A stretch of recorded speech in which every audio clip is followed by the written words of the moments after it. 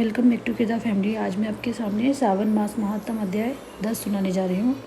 तो शुरू करते जयकारे के साथ। हर हर महादेव। इस अध्याय में हम जानेंगे शनिदेव जी और श्री नरसिंह देव और हनुमान जी के व्रत विधि जानेंगे। तो हरि में हर में हरि, बोलो हर हर महादेव। तो इस प्रकार है कथा। भगवान श्री महादेव ने सनत कुमार से कहा, है सनत कुमार, अब मैं आपसे शनिवार व्रत की विधि का वर्णन करूंगा, जिसका अनुष्ठान करने से मंदता दूर हो जाती है। श्रावण मास में शनिवार के दिन श्री नरसिंह देव, श्री शनिदेव तथा अंजनी पुत्र हनुमान जी, इन तीनों देवताओं का पूजन करना चाहिए। दीवार पर अथवा स्तंभ पर नरसिंह की सुंदर प्रतिमा बनाकर हल्दी युक्त चंदन से और नीले, लाल तथा पीले सुंदर पुष्पों से लक्ष्मी सहित जगतपति नरसिंह देव का भली भांति पूजन करके उन्हें खिचड़ी का नैवेद्य तथा कुंजर नामक शाक का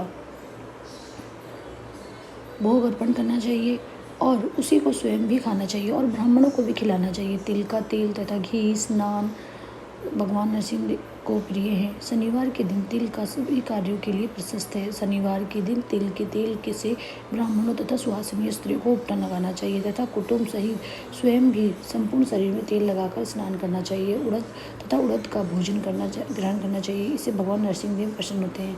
इस प्रकार श्रावण मास में चारों शनिवारों में इस व्रत को करना चाहिए। जो ऐसा करता है उसके घर में स्त्री लक्ष्मी का वास रहता है और धन धान्य की समृद्धि होती है। पुत्रहीन व्यक्ति पुत्र वाला हो जाता है और इस लोक में सुख होकर अंत में वैकुंठ प्राप्त करता है। नरसिंह की कृपा से मनुष्य की चारों दिशाओं में व्याप्त रहने वाली उत्तम कीर्ति होती है। हे सोमवे, मैंने आपसे नरसिंह का यह उत्तम व्रत कहा है। हे सनत कुमार, अब शनि की प्रसन्नता के लिए जो करना चाहिए उसे सुनिए। एक लंगड़े ब्राह्मण और उसके अभाव में किसी ब्राह्मण के शरीर में तिल का तेल लगाकर उसे हल्के गर्म पानी से स्नान कराना चाहिए और श्रद्धापूर्वक पहले ही श्री नरसिंह देव जी के व्रत में जो बतलाया गया है भोजन अर्थात खिचड़ी उसे खिलानी चाहिए। उसके बाद तेल, लोहा, काला तिल, काला उड़द, काला कंबल प्रदान करना चाहिए। इसके बाद व्रती ये कहे कि मैंने ये सब श्री शनिदेव की प्रसन्नता के लिए किया है, शनिदेव मुझ पर प्रसन्न हो। उसके बाद तिल के तेल से शनि का अभिषेक कराना चाहिए और उनके पूजन में तिल, उड़द तथा चावल उत्तम माने गए हैं। हे मुनि, अब मैं शनिदेव का ध्यान बताऊंगा, आप ध्यानपूर्वक सुनिए। शनिश्चर कृष्ण वर्ण वाले हैं, मध्य गति वाले हैं, काश्यप गोत्र वाले हैं और सौराष्ट्र देश में पैदा हुए हैं। ये सूर्यपुत्र है, वर देने वाले हैं, दंड के समान आकार वाले मंडल में स्थित हैं। इंद्रिय नील मणि तुल्य कांति वाले हैं, हाथों में धनुष बाण त्रिशूल धारण किए हुए हैं, गिद्ध पर आरूढ़ हैं, यम इनके अधिदेवता हैं, ब्रह्मा इनके प्रतिनिधि देवता हैं। ये कस्तूरी अगर तथा चंदन के गंध तथा गूगल का धूप ग्रहण करते हैं, इन्हें खिचड़ी प्रिय हैं। इस प्रकार ध्यान की विधि की कही गई है। इनके पूजन के लिए लोहमयी सुंदर प्रतिमा बनानी चाहिए। हे द्विज श्रेष्ठ, इनके निमित्त की गई पूजा में कृष्ण अर्थात काली वस्तु का दान करना चाहिए। ब्राह्मण को काले रंग के 2 वस्त्र देने चाहिए और काले बछड़े सहित काली गौ प्रदान करनी चाहिए। तत्पश्चात प्रतिमा का पूजन करें। इस व्रत की कथा इस प्रकार सुने। प्राचीन काल में जब राजा नील का राज्य नष्ट हो गया तो उसने अपने राज्य को बचाने के लिए शनिदेव का व्रत किया था। उस पर शनिदेव ने हर्षित हो उसे फिर से शासन दिलवा दिया। विधि पूर्वक पूजा करके इस प्रकार प्रार्थना तथा स्तुति करनी चाहिए। आराधना से संतुष्ट होकर जिन्होंने नष्ट राज्य वाले राजा नील का उनका महान राज्य पुनः प्रदान कर दिया और उसके बाद वे शनिदेव मुझ पर प्रसन्न हो। उन्होंने कहा, नील अंजन के समान वर्ण वाले, मंद गति से चलने वाले और छाया देवी और सूर्य के पुत्र से उत्पन्न होने वाले उन शनिश्चर को मैं नमस्कार करता हूँ। मंडल के कोण में स्थित आपको नमस्कार है। पिंगल नाम वाले आप शनि को नमस्कार है। हे देवेश, मुझे दीन तथा शरणागत पर कृपा कीजिए। इस प्रकार स्तुति के द्वारा प्रार्थना करके बार बार प्रणाम करना चाहिए। 3 वर्णों ब्राह्मण, क्षत्रिय, वैश्य के लिए शनि के पूजन में सन्नो देवी इस वैदिक मंत्र का प्रयोग बताया गया और शूद्रों के लिए पूजन में नाम मात्र का प्रयोग बताया गया है। जो व्यक्ति वेदांत चित होकर इस विधि से शनिदेव को पूजन करेगा उसे स्वप्न में भी शनि का भय नहीं होगा। हे विप्र, जो मनुष्य श्रावण मास में प्रत्येक शनिवार के दिन भक्तिपूर्वक इस विधि से इस व्रत को करेंगे उन्हें शनिश्चर के द्वारा लेस मात्र भी कष्ट नहीं होगा। जन्म राशि से पहले दूसरे, चौथे, पाँचवें, सातवें, आठवें, नौवें तथा 12वें स्थान में स्थित शनि सदा कष्ट पहुँचाता है। शनि की शांति के लिए समाग्नि इस मंत्र का जाप कराना बताया गया है। श्री शनिदेव की प्रसन्नता के लिए इंद्र नीलमणि का दान करना चाहिए।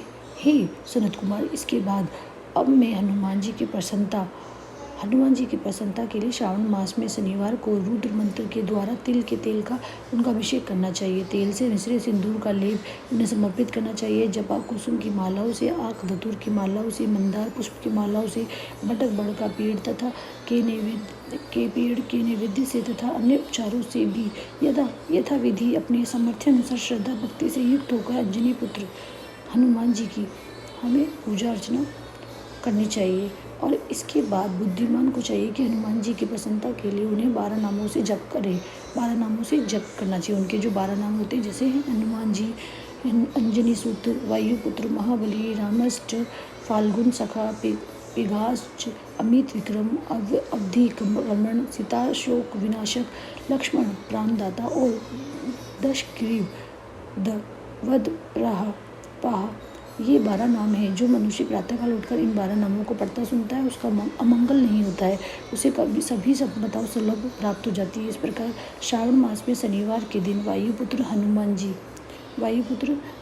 जी का आराधना करने से मनुष्य वज्रतुल्य शरीर वाला, निरोग तथा बलवान हो जाता है। अंजनी पुत्र की कृपा से वे कार्य करने में वेगवान तथा बुद्धि वैभव से युक्त हो जाता है। उनके शत्रु नष्ट हो जाते हैं, सभी उसके घनिष्ठ प्रेमी मित्र बन जाते हैं। वह अति बलशाली व कीर्तिशाली भी बनता है। हनुमान मंदिर में ध्यान मग्न जो 1,00,000 बार हनुमान कवच का पाठ करता है वे आदि 8 सिद्धियों का स्वामित्व प्राप्त कर लेता है।